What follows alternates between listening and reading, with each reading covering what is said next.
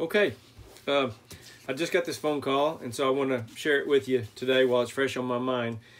She said, I have a steak story for you. This lady called and said, her name is Charlie, by the way. She's one of my good friends. She said, my husband is fracking in Ohio. Fracking is a procedure they do on oil wells, for those of you who didn't know that. I want to make sure you understood I was saying that. Fracking.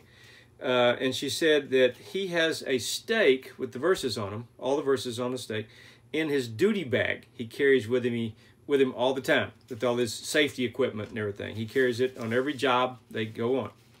And they're working nights, and so everyone's tired and sleepy. It's a big job. It's in Ohio. Turn that off so it won't beep at me anymore. This morning, they got up, and it was a rough morning. And it's, you know, they're on their way home. They've been working all night. And they got up from the job and got in the van to all ride back together to where they're staying. They're on the way home in a crew van, and it's a real hard well. It's called a zipper frac, so they're having lots of trouble with it. But anyway, they were all exhausted from all the extra work and working all night and the difficulty of this particular job. And the driver of the van fell asleep at the wheel. And he drove off the road. And he fell asleep on the right. It's a real mountainous area, lots of cliffs and trees and a windy road.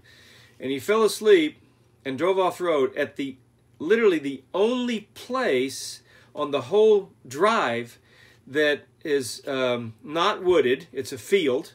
And there's no fence and no drop-off. It was just a straight drive off the road. And it's snowing and sleeting. And so the van just bumps, and he wakes up, and they throw the brake on, and he stops.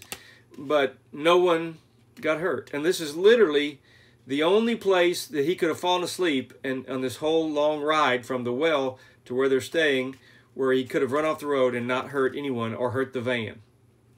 And so this lady's husband reached in his duty bag and he pulled out the steak and showed it to him, and he says, okay guys, now you understand why I always have this steak in my bag with me, and I always have Psalm 91 on my hard hat.